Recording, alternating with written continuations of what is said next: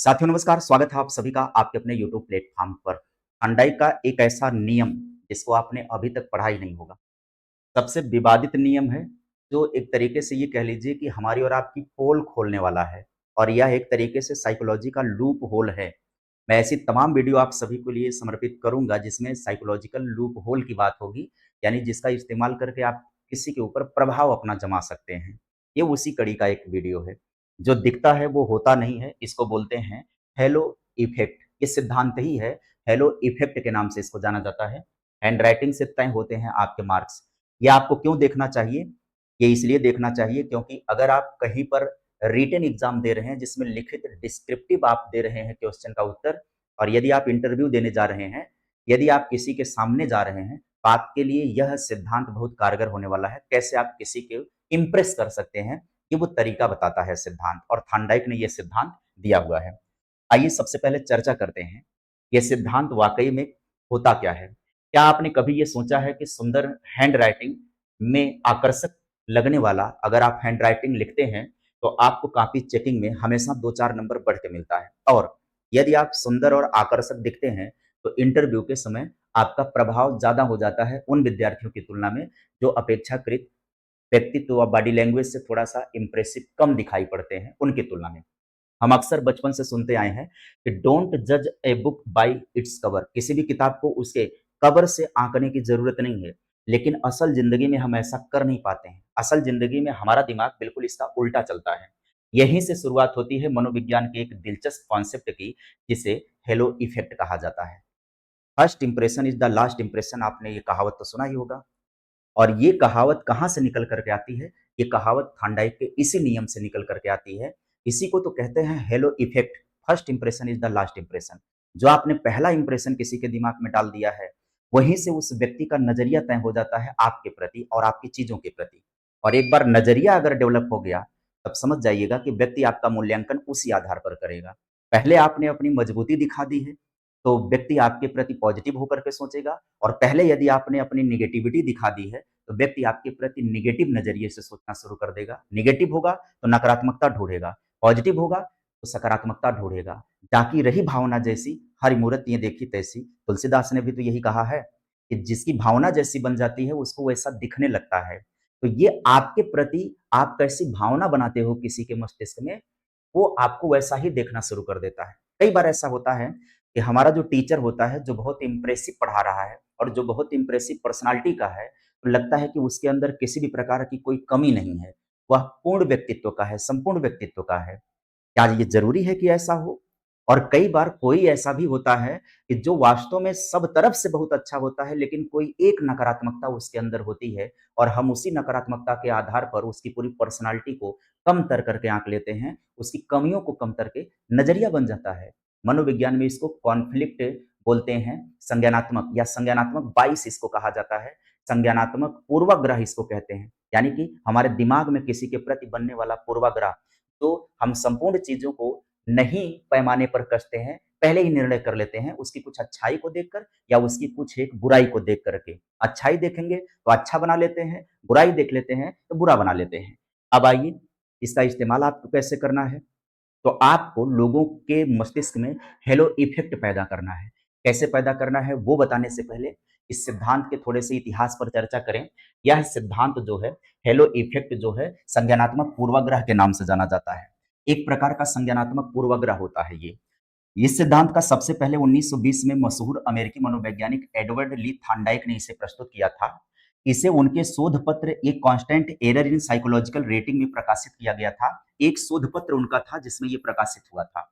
जैसे उनका शोध पत्र ही था एनिमल इंटेलिजेंस, जिसमें उसने प्रयास व त्रुटि का सिद्धांत दिया था जो काफी पॉपुलर हुआ था। एक यह भी सिद्धांत था जो पर्सनालिटी वाइज बहुत इफेक्ट पैदा करता है लोगों पर। उन्होंने यह अध्ययन मुख्य रूप से मिलिट्री ऑफिसर्स के ऊपर रिसर्च करके किया था। अब आइए समझते हैं ये हेलो इफेक्ट की परिभाषा क्या होती है, इसको समझिए। इसका सीधा सा मतलब यह है कि जब हम किसी इंसान की एक अच्छी खूबी देखते हैं तो हमारा दिमाग अनजाने में यह मान लेता है कि उसकी बाकी खूबियां भी अच्छी होंगी, यानी उसकी बाकी पर्सनालिटी भी बहुत अच्छी हो।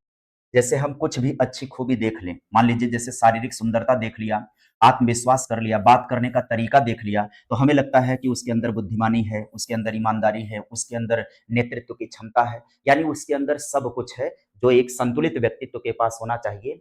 हम ऐसा बना लेते हैं, दिमाग बना लेते हैं। असल में होता क्या है? तो इसमें हेलो का अर्थ आप समझिए क्या होता है? हेलो किसे कहते हैं? हेलो उस चमकदार चक्र या आभामंडल को कहते हैं जो संतों या फरिश्तों के सिर के पीछे तस्वीरों में दिखाया जाता है। कुछ ऐसा। यहाँ पर आप देखिए पीछे हेलो इफेक्ट दिखाई पड़ रहा है।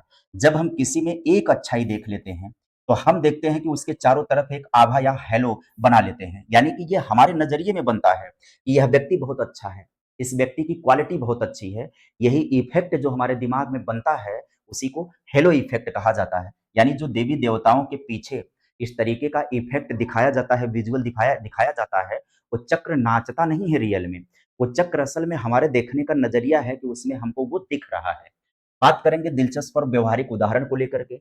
अगर कोई बच्चा क्लास में हमेशा साफ-सुथरे कपड़े पहन कर आता है, उसके बाल अच्छे से बने हुए हैं और वह टीचर से बेहद शालीनता से बात करता है, तो टीचर के दिमाग में उसका एक सकारात्मक हेलो बन जाता है।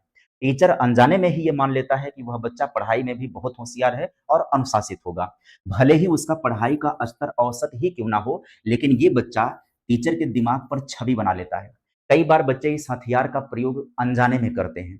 कई बार ऐसे बच्चे होते हैं जो इम्पैक्ट पैदा करना चाहते हैं, इफ़ेक्ट पैदा करना चाहते हैं, प्रभाव जमाना चाहते हैं, तो वो ऐसा अनजाने में करते हैं कि वो अपने किसी न किसी व्यवहार से टीचर के ऊपर प्रभाव बनाना चाहते हैं और ऐसे में वो सफल भी हो जाते हैं ज़्यादातर मामलों में। आप असल ज़िंदगी के उदाहरण समझिएगा, असल ज़िंदगी के कुछ उदाहरण लीजिए, जैसे एक आकर्षक और अच्छी इंग्लिश बोलने वाले कैंडिडेट को देखकर इंटरव्यूअर ये मान सकता है कि वह काम में बहुत ही कुशल होगा। भले ही उसके पास उस काम की टेक्निकल नॉलेज कम ही हो, लेकिन फिर भी वह इम्पैक्ट डाल लेता है। इंटरव्यू में क्यों अच्छे ड्रेस कोड की ज़रूरत होती है? क्यों फेशियल एक्सप्रेशन पर एक मुस्कुराहट की ज़रूरत होती है? क्योंकि यहीं से शुरुआत होता है हेलो इफ़ेक्ट के गणित का, हेलो इफ़ेक्ट के साइकोलॉजी का, कि first impression is the last impression. आप ना पहली बार इंटरव्यूअर से मिल रहे हो, पहली बार आप ना तुरंत बोल करके अपने ज्ञान से उसको प्रभावित नहीं करेंगे। पहले आप अपने फिज़िक्स से प्रभावित करेंगे, यानी कि आप अपने बॉडी लैंग्वेज से उसको प्रभावित करेंगे। तो अगर आपका बॉडी लैंग्वेज सकारात्मक दिख रहा है, बेहतर आकर्षक दिख रहे हैं, चेहरे पर मुस्कुराहट दिख रही है, पहला इंप्रेशन आपका चला गया उसके दिमाग में, फिर वो आपका मूल्यांकन उसी आधार पर करेगा, तो पहले ही सकारात्मक हो जाएगा। तो कई उत्तर जो आप गलत बता देते हैं या नहीं भी बता पाते हैं, उसे भी वो पचा लेता है, उसे भी वो बर्दाश्त कर लेता है और फिर वो ओवरऑल आपका सकारात्मक मूल्यांकन कर ही जाता है।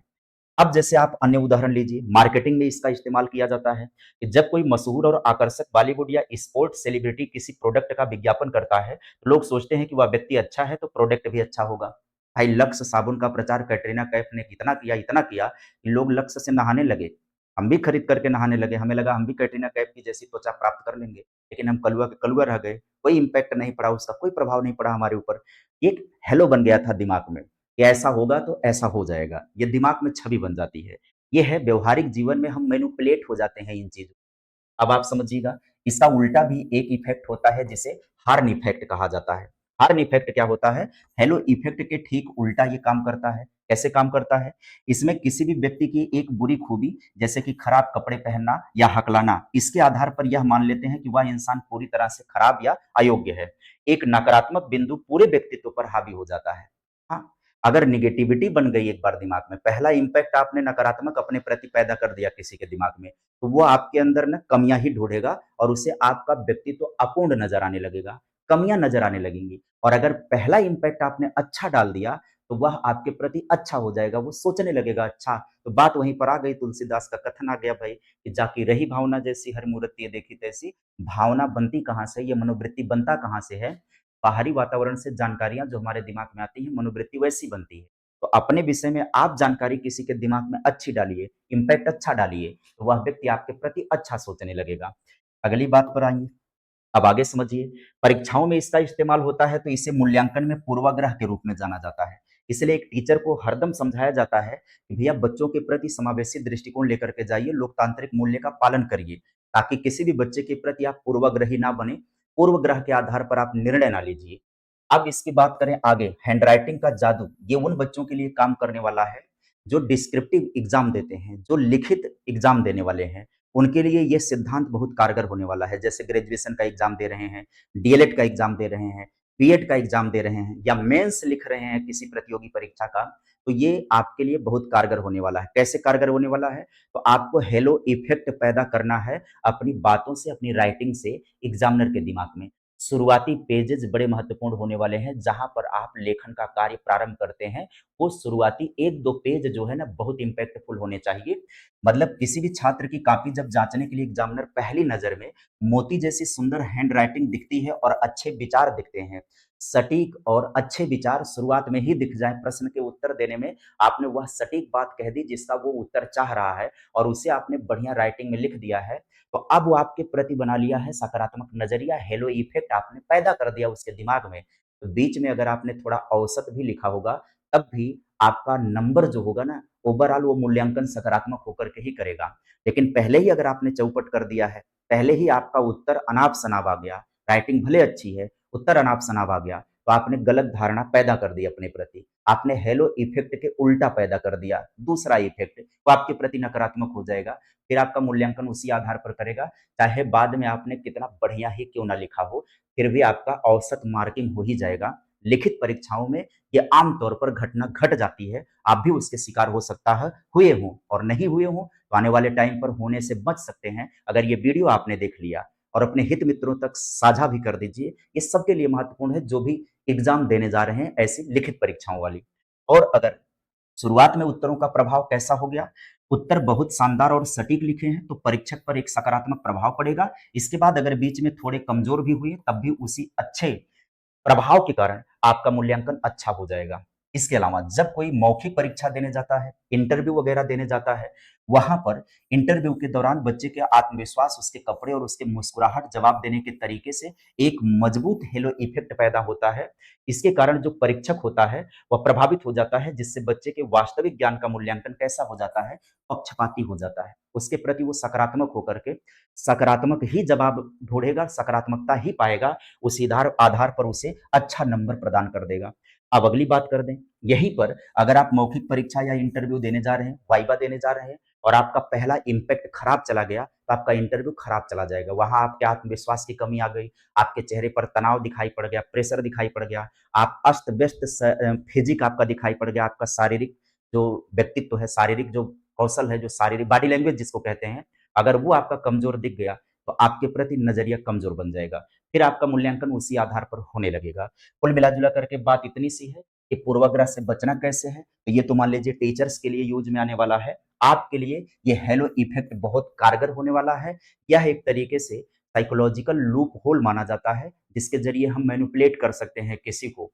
बस कुछ चीज़ों का ध्यान रख कर के अपने आप को प्रभावशाली बनाएँ। तो जो लोग ये कहते हैं कि अच्छा दिखने से, अच्छा व्यवहार करने से, बनावटीपन लाने से कोई फ़ायदा नहीं होता है, बिल्कुल फ़ायदा होता है। आप अच्छा दिख रहे हैं, अच्छा बोल रहे हैं, अच्छा कर रहे हैं और आप बनावटीपन के ज़रिए अगर किसी के ऊपर प्रभाव डाल पा रहे हैं, तो डालिए, क्योंकि आप अपने प्रति उस व्यक्ति को सकारात्मक बना रहे हैं। फिर आप अपने असल ज़िंदगी में कैसे भी हों, मैटर ये नहीं करता है। और कुछ लोग कहते हैं कि हम तो खुली किताब हैं। खुली किताब वाले लोगों को बातों में सम्मान मिलता है, रियल में नहीं मिलता है। खुली किताब होने का मतलब है कि आप अपनी नकारात्मकता बहुत जल्दी उजागर कर देते हैं लोगों के सामने। किसी से मिलने पर आपने सकारात्मकता ना दिखा करके नकारात्मक पहलू ही अपना दिखा दिए और आप ये बोल दिए कि हम कुछ छुपाते नहीं हैं या हमारे अंदर कोई छल कपट नहीं है, जैसे हैं वैसे हम दिख जाते हैं लोगों के सामने। ये बातें आपने अच्छी कर ली हैं, लेकिन आपने जो इम्पैक्ट छोड़ दिया है सामने वाले के दिमाग में, वो नकारात्मक हो जाएगा।